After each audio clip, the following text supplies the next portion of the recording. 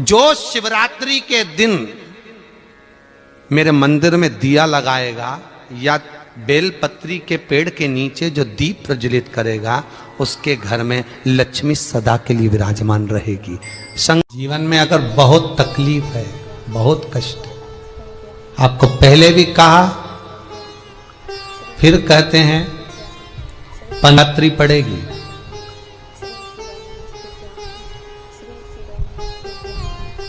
जो माघ महीने में शिवरात्रि पड़ती है उससे भी प्रबल शिवरात्रि।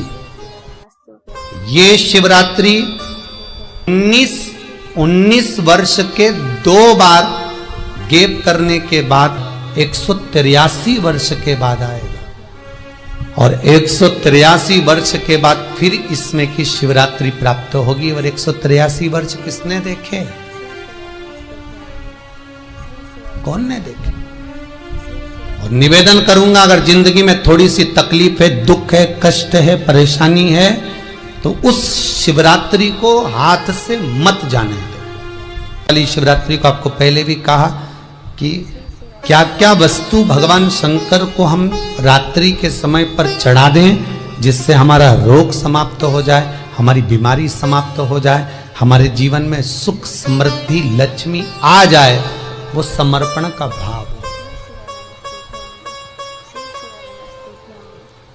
और शिवरात्रि आने में देरी है और आपके जीवन में बहुत कष्ट है, बहुत कष्ट। महाराज 5 कमलगट्टे, 5 बेलपत्र तांबे के लोटे में जल भरकर रख लीजिए। सीधे हाथ पर उस कलश को रखो जिसमें 5 कमलगट्टे और 5 बेलपत्र रखिए। श्री शिवाय नमस्तुभ्यम शिव महापुराण का मूल मंत्र है, जैसे भागवत का मूल मंत्र है ओम नमो भगवते वासुदेवाय। शिव महापुराण का मूल मंत्र है श्री शिवाय नमस्तुभ्यम। इस मंत्र का 5 बार स्मरण कर कर आपको जो तकलीफ है उसको हृदय चित्त से धरकर मस्तक से कलश को लगाकर किसी एकांतेश्वर महादेव पर, एकांतेश्वर महादेव मतलब अपने गांव से, नगर से, शहर से जो बाहर खेड़े में हो, बिल्कुल बाहर, जिस शिवलिंग पर कोई पूजन करने ना जाता हो, एकांत में बैठे हो, जंगल में बैठे हो, कहीं किसी वृक्ष के नीचे विराजमान हो, ऐसे एकांतेश्वर महादेव पर अपनी कामना कर कर वो जल समर्पित कर दो। 1 बेलपत्र, 1 कमलगट्टा उठाकर अपने घर पर लेकर आ जाओ। जो तकलीफ बहुत ज्यादा हो रही है 5 दिन में आपको मालूम पड़ जाएगा, 5 दिन में अंतर आ जाएगा। शिव का अनुमोदन करो, शंकर का स्मरण करो। महाराज ये अश्विन का जो अधिक मास है 183 वर्ष के बाद वापिस आएगा। योग, ये योग पहले मिल जाता 19 वर्ष में, पर अब मिलेगा 183 वर्ष।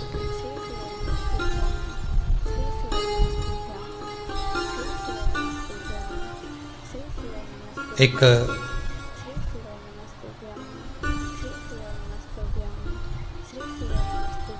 किन्हीं माता जी का एक प्रश्न था, वो ध्यान में नहीं आ रहा है वो कहाँ से थी, कि उन्होंने एक प्रश्न किया था, व्हाट्सएप पर लिखा हुआ आया था कि उनके घर में कोई बहुत ज़्यादा बीमार पड़ा हुआ है और बहुत बुजुर्ग है, लगभग 90-95 साल की हैं और शरीर गल गया, शरीर में अब कीड़े पड़ रहे हैं। सिस्टर को बुलाते हैं, डॉक्टर को बुलाते हैं, तब उनको साफ करते हैं, शरीर इतना गल चुका है। उसके लिए क्या करना चाहिए?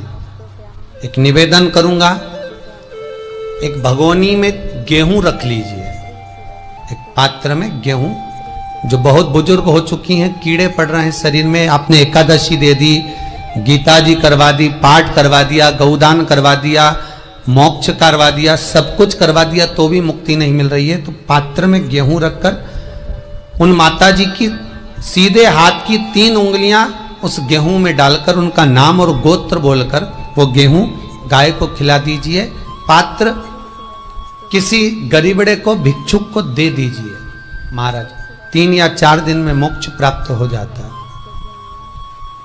इतनी अगर भोग रही हैं तो कर सकती, इतना कष्ट अगर भोग रही हैं कि शरीर गल चुका है, कीड़े पड़ रहे हैं शरीर के अंदर और सारी खाल टपक टपक कर गिर रही है, तो उनकी मुक्ति हो, उनका मोक्ष हो। आज माता जी कह रही थी कि हमने गीता जी सुना दी, पाठ कर दिया, सब कुछ कर दिया, गौदान करा दिया, सब करा दिया, पर मुक्ति नहीं। शिव का हो, शंकर को, मेरे बाबा विश्वनाथ का स्मरण करो, मिलेगा। फिर निवेदन करूंगा, ब्रह्मा ब्रह्मलोक में रहते हैं, भगवान विष्णु बैकुंठ में रहते हैं। मृत्यु लोक का अगर कोई देव है तो वो महादेव है। पृथ्वी का अगर कोई देवता है तो वो देव अधिदेव महादेव है। पर हमारी आदत है, हम पड़ोस की काकी आती है तो उसको प्रणाम करते हैं, मासी सास आती है तो उसको नमन करते हैं, चाची सास आती है तो उसको नमन करते हैं, और घर में सास बैठी रहती है उसको कभी नमन नहीं करते। आदत है ना हमारी। दूसरों को तो हम प्रणाम कर लेंगे पर घर की सास को नमन नहीं कर पाते। उसी तरह हम भगवान विष्णु का स्मरण कर रहे हैं, ब्रह्मा का स्मरण कर रहे हैं, सारे 33 कोटि देवताओं का स्मरण कर रहे हैं, पर भूलोक का इस देव अधिदेव महादेव का हम कितना स्मरण कर रहे हैं। हम तो भगवान शंकर के मंदिर में भी जाते हैं तो छल करते हैं। गए मंदिर में, वहां का लोटा उठा लिया, पानी भर लिया, शंकर जी को चढ़ा दिया। लोटा दूसरे का, पानी दूसरे का, मंदिर भी दूसरे का, पानी चढ़ा दिया बस। और इतनी सात्वित्ववान सिर पे पल्लू मल्लू रे कि ऐसे पानी चढ़ाए। शंकर भगवान भी सोचे काय को नौटंकी करे रे, काय को नाटक करे। पानी दूसरे का, लोटा दूसरे का, शंकर जी पे चढ़ा रही। अगर शंकर को जल चढ़ाना है तो घर से लेकर जा, लोटा भी घर से लेकर जा। और अगर मंदिर का पानी लिया है, मंदिर का लोटा लिया है तो 1 रुपए लोटे का किराया, और 1 रुपए जो लाइट जली, पानी भरा जिस पुजारी ने, उसका 2 रुपया दान पेटी में डाल, तब जाकर तू शंकर को पानी चढ़ाएगी, तब शंकर उस जल को स्वीकार करता है। किसी की लगी लगाई थाली मिल जाए पूजन की और तुम सिर पे पल्लू लेके कुंकू चावल रोली बोली सब चढ़ा दो, और बेचारी वो बाद में आए तो देखे तो यहाँ सब साफ, तो क्या भगवान स्वीकार करेगा? भगवान ऐसा स्वीकार नहीं करे। फिर निवेदन है, बरसाती मेंढक मत बनो रे, अच्छे से सेवा करो, थोड़ी करो पर अच्छी करो। घर से पानी लेकर जाओ।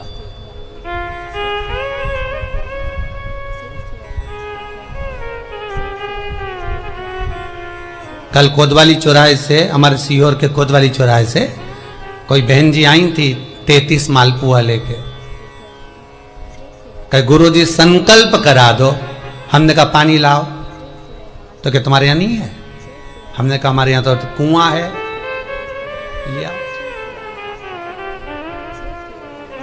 चावल लाओ, तो क्या गुरुजी पूजन मंडप में होंगे ना चावल जरा सा। हमने कहा वापिस घर जाओ, निकलो। कितनी बार भागवत सुनी, राजा बलि के दरवाजे पर वामन भगवान खड़े हैं। राजा बलि वामन भगवान से कहता है प्रभु आपके एक हाथ में छत्र है, दूसरे हाथ में कमंडल है। तो राजा बलि कहता है आपके कमंडल का जल दे दो, मैं संकल्प छोड़ देता हूं। वामन भगवान कहते हैं राजन अगर मेरे कमंडल का जल लेकर तू संकल्प छोड़ेगा तो वो संकल्प मान्य नहीं होगा, तुझे स्वीकृत नहीं होगा।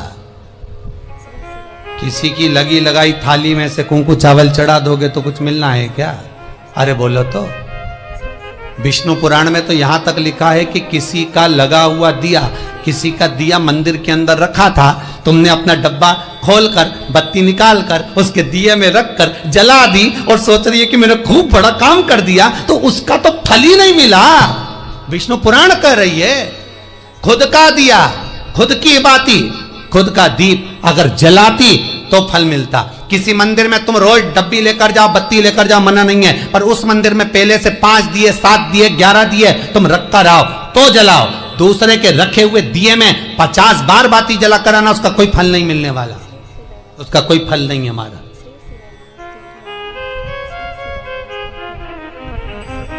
खुद का जल लेकर जाओगे, खुद का लोटा लेकर जाओगे तो फल। यहाँ तो स्वयं भागवत कह रही है, राजा बलि के सामने वामन भगवान कहते हैं राजन तेरे कमंडल को लेकर आ, उससे संकल्प छोड़, अगर मेरे जल का संकल्प छोड़ेगा तो उसका कोई फल नहीं मिलने वाला। राजा बलि अंदर गया, जाकर भी उसने कर्म बेकार कर दिया। राजा बलि ने क्या, कमंडल लाना था खुद का, उठा लाया शुक्राचार्य जी का, शुक्राचार्य जी का कमंडल उठाकर लाया, इसलिए शुक्राचार्य जी कमंडल के अंदर जाकर बैठ गए, एक आंख लगाकर देखते रहे, जल बाहर नहीं निकलने दिया शुक्राचार्य जी ने कि मेरे कमंडल का जल कैसे निकल जाए भला।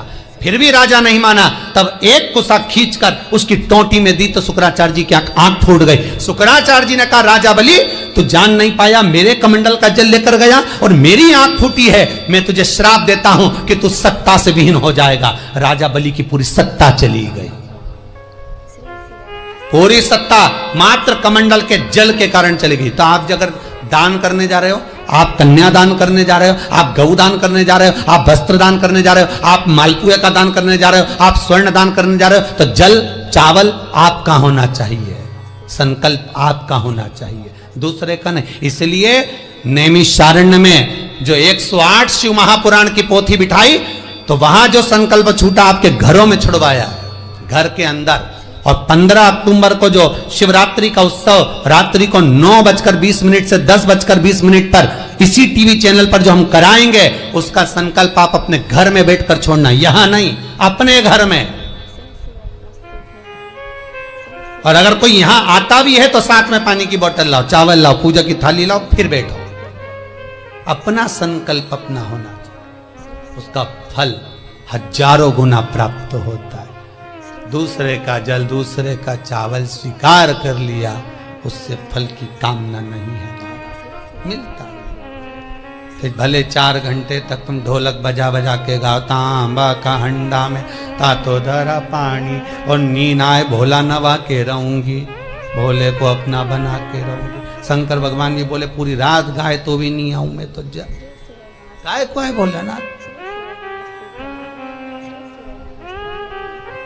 शिव को मनाने के लिए आडंबर की जरूरत नहीं है, शंकर को मनाने के लिए बहुत साधना करने की भी जरूरत नहीं है। शंकर तो कहते हैं 3 बार ताली बजा दो, बम बम बोल दो, उतने में भी राजी हूं। पानी नी भी चढ़ाए चलेगा, ताली नी भी बजाए चलेगा, बम बम नी भी बोला चलेगा। शंकर का शिव महापुराण की कथा कहती है इतना भी ना बने तो मेरे मंदिर के सामने से निकल कर चले जा, उतने में भी कल्याण कर दूंगा। ये भी ना बने तो मेरे मंदिर का शिखर देख ले, शिखर दर्शनम सर्व पाप नाशनम, मात्र शिखर का दर्शन कर लेने पर भी मैं तेरे पाप छिन्न कर देता हूं, समाप्त कर देता हूं, तेरी जिंदगी खुशियों से भर। शिव करें उतने में भी संतुष्टि है।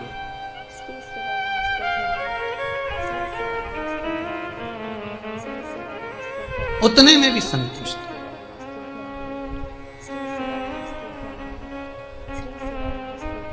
शंकर का अनुमोदन करने वाला, शिव का स्मरण करने वाला है। दुख अगर मालूम पड़े प्रारब्ध के कारण, कोई कर्म के कारण हमें मिल भी रहा है तो वो समाप्त होगा, वो मिटेगा। और बाबा से कहते रहना ना, भोला सब दुख काटो मारा, बाबा बस कृपा कर कर मेरे दुखों को काटिए। बाबा बोले शिव उस बुजुर्ग से कहते हैं तुम्हें कर्म का भोग भोगना पड़ेगा। बाबा ये कर्म का भोग मनुष्य क्यों भोगता है?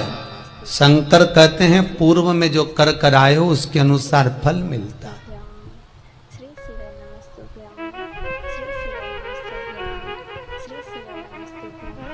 अभी 2 दिन पहले की कथा याद करो, कथा में कहा था खूब भगवान ने धन दे दिया, जिसके घर में 10-10 नौकर लगे और घर का मालिक इतना चड्डा पहनकर, टी-शर्ट पहनकर कुत्ते को छी करा रहा है।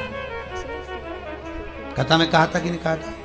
तो किसी ने प्रश्न किया था, गुरुदेव इनके घर में 10-10 नौकर लगे, इनके घर के बच्चों को तो नौकरानियां पाल रही, दासियां पाल रही, और सेठ जी अच्छा चड्डा पहन के, टी-शर्ट पहन के कुत्ते को छी करा रहा। तो ये कहीं लिखा, अरे गरुड़ पुराण उठाकर देखो ना, ये भी कर्म का भोग है कि तेरे घर में 10 नौकर काम कर रहे हैं और कुत्ते को छी मॉर्निंग वॉक में तू करा रहा। तुमने भी देखा होगा रे, जितने लोग टीवी पे कथा सुन रहे हैं, सही बताओ ईमानदारी से, अपनी अपनी स्वीकृति भेजना हो व्हाट्सएप पे जरूर। देखा होगा कि नहीं देखो, सुबह सुबह लोग कुत्ता इतनी शान से घुमाए, कुत्ता इनंग जाए तो वो इनंग, कुत्ता उधर जाए तो वो उधर। हमें ये समझ में नहीं आया कि ये कुत्ते को घुमा रहा है कि कुत्ता इसे घुमा रहा है। तो इधर जाए उधर, उधर जाए उधर, उधर कहां कर। इसलिए निवेदन मत बुरे कर्म कर बंदे, वरना पछताएगा। भगवान की आंखों से तू बच नहीं पाएगा, तू बच नहीं पाएगा। कर्म का भोग भोगना पड़सी पड़ेगा, चाहे रो के भोगो चाहे हंस के भोगो। इसलिए निवेदन है, खूब बढ़िया चकाचक खाओ पियो मौज करो, जिंदगी अलमस्त जियो। कितनी भी जिंदगी में दुख आए रोना नहीं, सुखी रहना, मुस्कुराते रहो, क्योंकि आखिरी में जो फोटो टंगेगा वो तो मुस्कुराने वाला ही टंगेगा।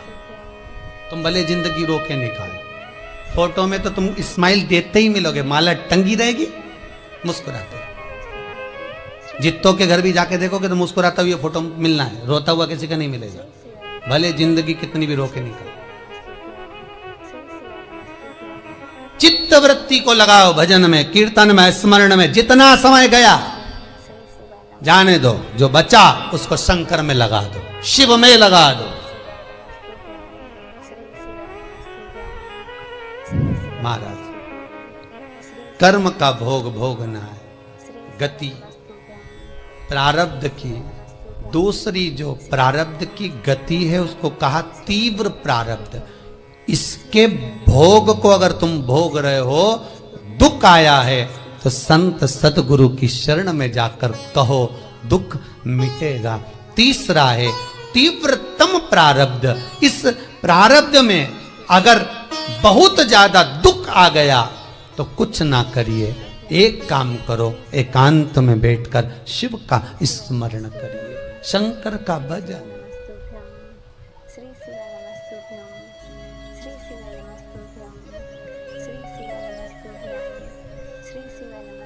बटकेश्वर महादेव और पिपलेश्वर महादेव,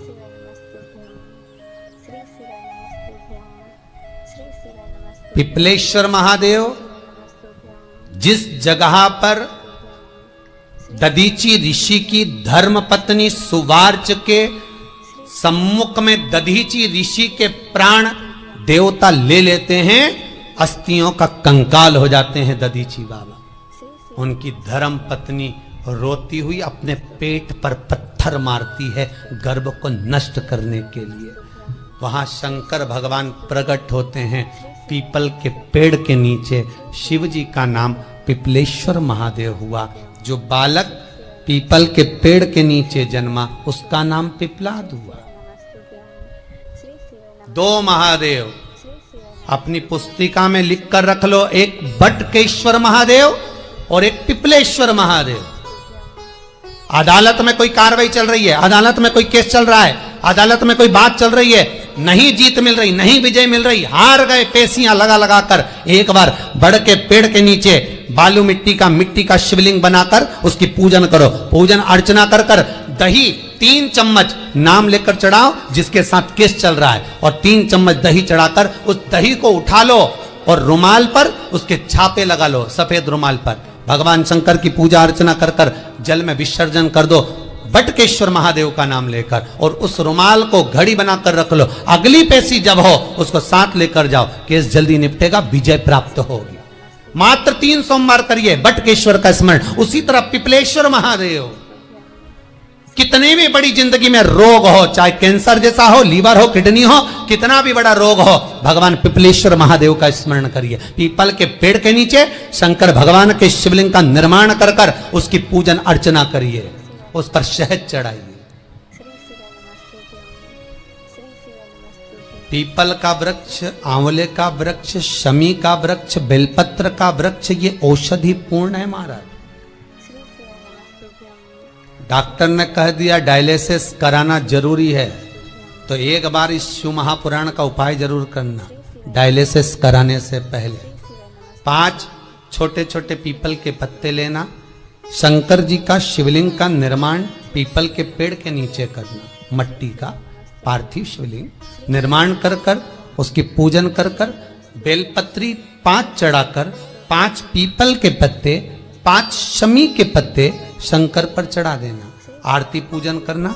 शमी का पत्ता बेलपत्र छोड़कर 5 पीपल के पत्ते उठा लेना। जिस व्यक्ति को डायलिसिस का बोला है उस व्यक्ति को 5 पत्ते पीस कर छान कर पिला देना। 3 दिन बाद फिर जाकर डॉक्टर को चेक करवाना, डॉक्टर डायलिसिस का मना कर देगा, लीवर किडनी अपना काम करना प्रारंभ कर देगा। पिपलेश्वर महादेव की पूजन, पीपल के पत्ते की औषधि जीवन का सुख दे जाती है। कोई पिपलेश्वर महादेव सहज नहीं है महाराज। कितना विचित्र वर्णन है, प्रैक्टिकल जरूर करना। सीओर वाला महाराज कहीं झूठ तो नहीं बोल रहा, और व्हाट्सएप पे लिखकर भी भेजना करा कि नहीं करा, क्योंकि शिव महापुराण की लेखनी है। वेद व्यास जी महाराज वर्णन करे, गलत नहीं कर सकते। किसी को बहुत खून निकल रहा है, बहुत एक्सीडेंट हो गया, खून पर खून निकल रहा है, उसको अगर होश है और वो होश में है तो 5 पीपल के पत्ते किसी भी वृक्ष के तोड़कर पिपलेश्वर महादेव का नाम लगकर उसको खिला दो, चबा चबा कर, उसी समय खून निकलना बंद हो जाएगा, रक्त बंद। पिपलेश्वर महादेव का मात्र स्मरण ही सुख दे जाता है, आनंद की अनुभूति करा देता है। मात्र पिपलेश्वर महादेव। बहुत बड़ा ऑपरेशन कराने जा रहे हो तो उसके 15 दिन पहले पिपलेश्वर महादेव का पूजन कर कर, अर्चना कर कर, भगवान शिव का स्मरण कर कर, पीपल के पत्ते की माला बनाकर हनुमान जी को चढ़ाकर फिर ऑपरेशन के लिए जाओ, जिससे दूसरी बार ऑपरेशन की जरूरत ना पड़े। शरीर का जिसका ऑपरेशन है वो अच्छा हो जाए। श्रेष्ठ पिपलेश्वर महादेव भगवान